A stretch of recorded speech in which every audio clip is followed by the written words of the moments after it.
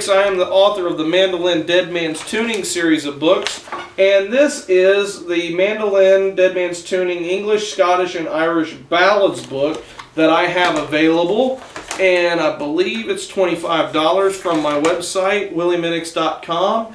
And I am going over for March, the month of March of 2017, some Irish songs that I've included in this book. And this is around page 110 or 12 or something like that in the book, where you get to the Irish section. And this is a song that I've heard Paul Brady do, and I've heard Bob Dylan do it. It's called The Lakes of Ponchartrain. And it's a really pretty song, and I really think that at the beginning of this segment I got the lyrics wrong. But that's okay, because if you don't know it, you don't know. So it's alright. I'm going to talk about how I approach a song like this. Now, this is definitely an Irish ballad. It's not an Irish fiddle tune, which maybe we'll cover those in some other video. Actually, at some point I want to come out with an Irish fiddle book, or a fiddle tune book for the mandolin and ADAD tuning, which, by the way, I'm in ADAD, before I get any hate mail. This is open A tuning, or open D tuning. It's an Irish tuning that was really popular, and I think that Andy Irvine, that played with Paul Brady, used these kind of tunings a lot when he played the mandola. So anyway, this is a really pretty song that I like a lot, and I give you the melody in the book that you can figure out. But today I kind of want to go over some of the picking patterns that I use when I play it. And I also want to talk about modalism and how you can cheat a little bit by not having to play all the chords, by just playing some of the notes that belong to the chord and mixing it with your open D chord. It ends up representing the chord as you play. So like a lot of times if it goes to a B minor, I'll just add a B note in there. Now that's not technically a B minor, it's B, D, and A, which isn't really a B minor at all. You need to have that F sharp to kind of really make the B minor. But sometimes I'll skip going to that B minor just by throwing my finger down on a B note. Or likewise, I'll skip going to the F sharp minor just by playing putting my finger on an F sharp note as I'm passing to another chord like G or A. So this song, the pattern goes D, then to an F sharp minor, which, when you hit an F sharp and an A together, you've got two of the notes for an F sharp there anyway.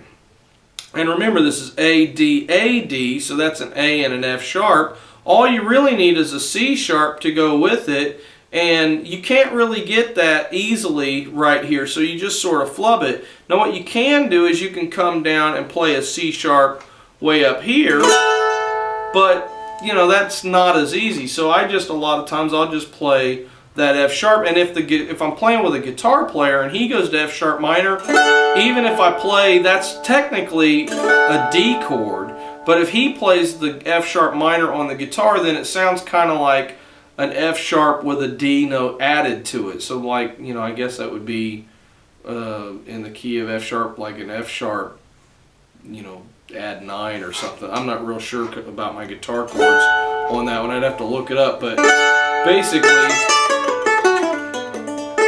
it sounds good when you put it with the other ones. And then when you're singing, you're kind of bringing that F sharp note right there, and it just centers it around there. So then, so it goes from D to F sharp minor to a B minor, which you can simulate a B minor, like I said, just by playing a B note, or you can add the F sharp there if you want to. And then it goes back to that F sharp minor, and then to the key of G, and then back to D, then to the F sharp minor, B minor, F sharp minor. It just kind of goes back and forth. So what I do when I'm playing is I'm running kind of up and down the scale here and getting those notes to kind of flow in there. So it was one bright morning. And if I feel like a note matches my voice, I just stay there. I'm not really consciously thinking about it as much, because I'm consciously thinking about how am I going to sing this song and present it. So a lot of times if I hear a note that I just played, I just kind of stay there until it's ready to move on to the next note.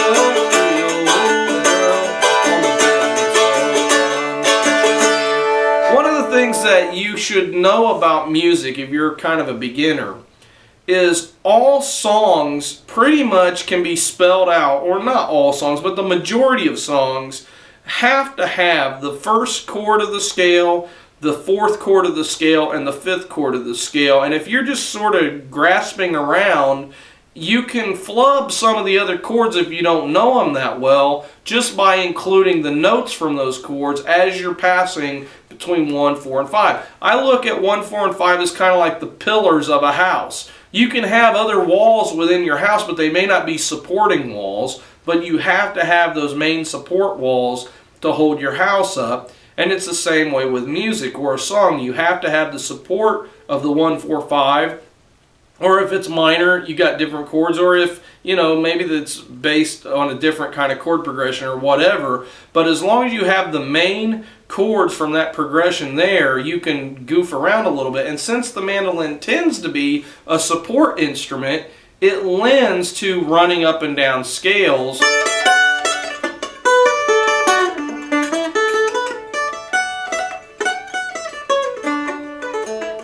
You know, which is what I'm doing there, just going like I've showed you in other videos, open 2, 4, open 2, 4, open 2, 4, open 2, 4, or open 2, 4, 5, open 2, 4, 5. You can do that all day long and fill in the gaps in these songs. It was on one bright March morning, mid New Orleans. There's my 4 chord, leans a do. There's the 5 chord, that sends me right back to the 1 chord. So there you go. I hope that helps a little bit today. If you like this video, if it's useful for you or helpful, please like it, subscribe, share, send it to your friends. You can check out you can sign up for the newsletter by going and checking out my website at willieminnix.com, and it will get you access to the ebook that kind of goes along, and I go into some more detail and spell out this stuff so you can actually look at it while you're watching the video. So check that out. Anyway, God bless you. I hope you have a wonderful day, and check out my other videos, and we'll see you in another video.